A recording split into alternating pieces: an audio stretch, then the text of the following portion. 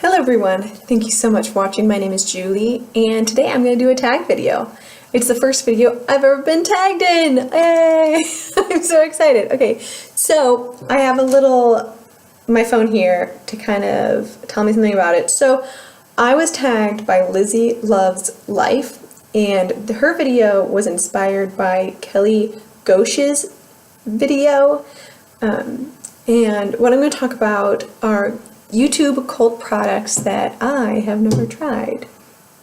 So Lizzie, thank you so much for tagging me. I love watching your videos and I'm thrilled that you thought of me. So let's get into it because as you know, if you've been watching me for a while, I used to work at Ulta. So there are very few Ulta brands that I have never tried. So what I did is I looked at some of the YouTubers I watched, their favorites, and I picked out some of their favorites and things that have been hyped up that it's not sold at Ulta, so things I've never tried.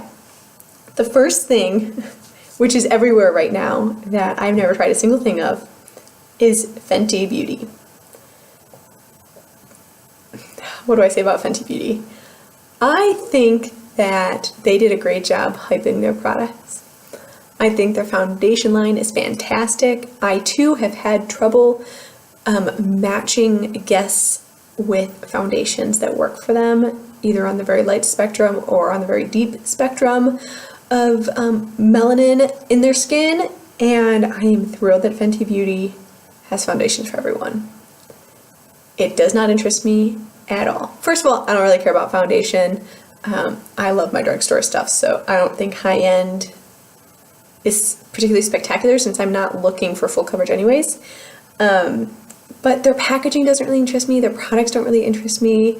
The lipsticks and lip gloss they came out with is like fine, but it just doesn't interest me. So I've never tried any of that, and I probably won't due to what I've seen about their Christmas line, or their holiday line, excuse me. It's not my cup of tea. So I've never tried any of that. If you see me looking down, I've got post-it notes. Huda Beauty eyeshadows. Now these I do want to try, but I haven't yet. You know, where people hold up their palette and it looks like their face. I think that's brilliant packaging. See, that's packaging I like. I have tried her liquid lipsticks and I think that they're good. They're not fabulous, they're not my favorite, but I think they're good. But I've never tried her eyeshadows. You know, she came out with this beautiful purple palette and, you know, and then like the different texture palette, and I think that's a cool idea, but I just haven't tried it yet. I don't know why. Probably because of the price. A lot of these I haven't tried because of the price. Speaking of price, should we go super expensive? So on the expensive side of things, YSL packaging gets me. So I've tried some YSL products. NARS packaging gets me. But I have never tried the NARS Creamy Concealer. And this is something that's actually surprised me because NARS is now sold at Ulta. But when it came into my store, it was right after the Tarte Shape Tape came out. So of course I bought the Tarte Shape Tape because it was new, it was exciting, everyone was going gaga over it, and I have never run out of concealer ever in my life. I'm trying to use this Maybelline one. I've been using it for like the last 8 months straight. Freaking won't die. So I still have my Shape Tape in my drawer that I need to use. But I've never tried the NARS Creamy Concealer, and I do want to try it because that to me is really, really interesting. That's just one that's on my to-do list to buy. More expensive stuff. I've never tried anything from Natasha Denona. I think that a 5-pan eyeshadow palette should not cost $58 unless I can pick the particular shades myself, because there's always 1 or 2 shades that are a little iffy and I'm not paying $50 for that. Cover FX, I've never played with. I go into the Sephora, I'll swatch them, especially like their illuminating drops, but I'm not a liquid person. And this is also a new brand that's sold at Ulta. And I was thinking during the 21 Days of Beauty, they had their powder on sale. I was really thinking about buying it, but then I went on no buy, so I didn't. And it wasn't enough for me to do it. So I've never done anything by Cover FX. I've never used like Givenchy, Tom Ford. When it comes to like Dior, I've used their mascaras, but not that I want to repurchase them. And then Bobbi Brown. I bought a palette last year for Bobbi Brown, and I do want to jump into that palette. So I must admit I haven't used it yet, but I will. Nothing in all those lines that I'm mentioning, it's not that they're not good products. It's just products I don't really care about spending that much money on. And I know this sounds silly, but makeup to me really is like a plaything. You know, I have a lot of it. I'm never going to run out of it, and I don't want to waste my money on something that's going to go bad before I can use it. Like, if I'm going to buy it, if there's something I really want, like the YSL lipstick, I waited for the Sephora 20% off sale. I made tried points to get bonus products on top of it. You know, if I could use a code, I'm going to use a code. Like Ebates, you better believe I'm using Ebates. Like, I want it to be as cheap as possible. So, it's just really high-end makeup doesn't intrigue me all that much. Now, what's really interesting is Chanel makeup has gotten me to purchase before. My very first high-end lip product was Chanel. I'll never forget. I was a sophomore or a junior in high school, and I was getting ready for homecoming, and I had this beautiful slinky black dress with gold, like, sparkle shimmer all over it. It had a slit just above the knee, which was super sexy. Slits weren't quite as high as they are today. When I was in high school, you know, it had a swoop neckline because they were really popular, spaghetti straps. Oh, I thought I was hot. Like, and I look back and I'm like, okay, Julie, like, you look pretty good as like a 17-year-old. I bought this Chanel liquid lipstick, but it was like a lip gloss. It had really high shine to it. You could drink water. It wouldn't come off on the glass. Oh my God, I was obsessed. And that, like, I took off, and I remember it was $22 at that point, and I think now they're $36, or they're just more expensive. So I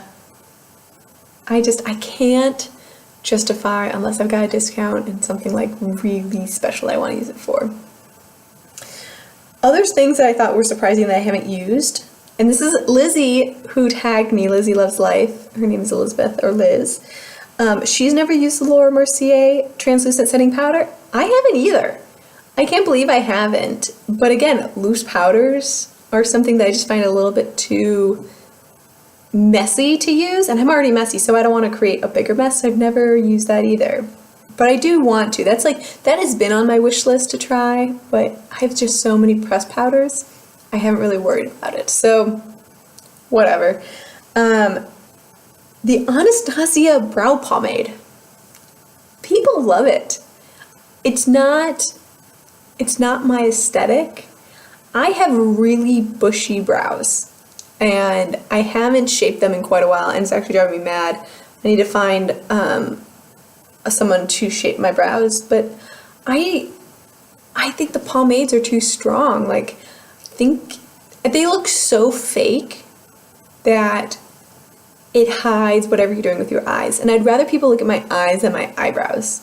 So it's just not my aesthetic. And I know that sounded very judgmental, but I also have seen people who use a pomade and their brows look fantastic. But I've also seen people who use a brow pomade and it looks like they Sharpied their brows. So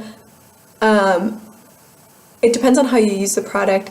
For me and what I like, I've never tried it, and I'm not going to. It's not something I ever want to try. But it's hyped up so much here.